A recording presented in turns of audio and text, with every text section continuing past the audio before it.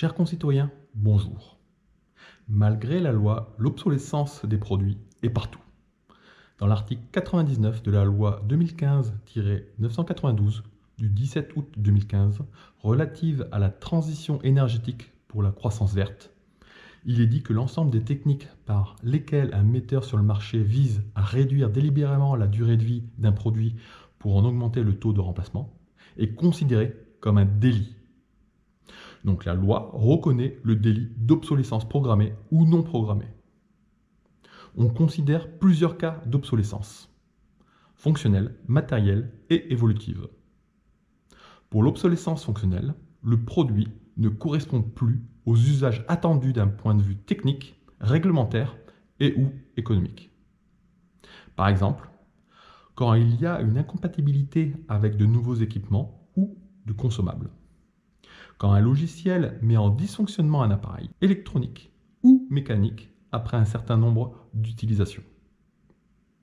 Plus concrètement, des cartouches d'encre qui ne sont plus compatibles avec l'imprimante, un injecteur de carburant qui s'arrête après un millier de démarrages, ou encore un ancien téléphone non compatible avec les nouveaux équipements. Pour l'obsolescence matérielle, le produit ne fonctionne plus pour des raisons techniques. Par exemple, quand le constructeur met en place de façon délibérée une pièce en usure. Quand le constructeur choisit des éléments électroniques déficients au bout d'un certain nombre d'heures.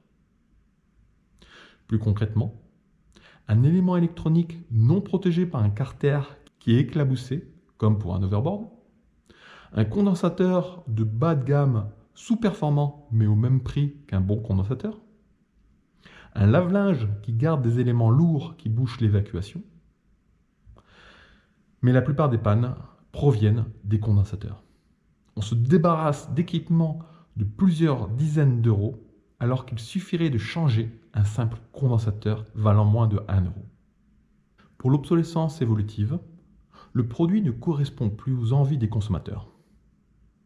Ce cas de figure correspond à ce qui est communément appelé l'effet de mode.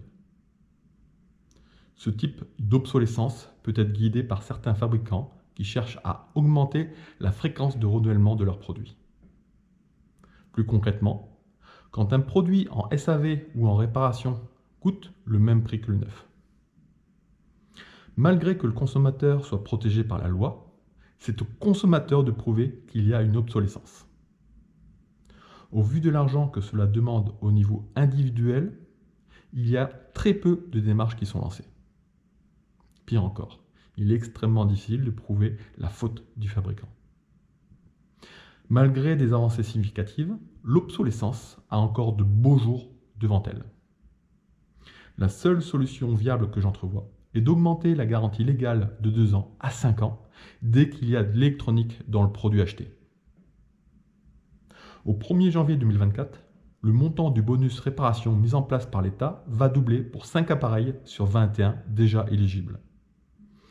Il faut déposer votre appareil auprès d'un réparateur labellisé qui déduit le bonus de votre facture. Ok, cette aide est élargie aux diverses casses, même accidentelles. Mais entre guérir et prévenir, je préfère que l'État garde cet argent pour enquêter sur les défauts qui engendrent ces pannes. Et donc, mettre la pression sur les industriels pour qu'ils fabriquent des objets plus performants dans le temps. Et vis-à-vis des réparations, utiliser l'argent récolté des défauts d'obsolescence pour financer la mise en état des appareils endommagés.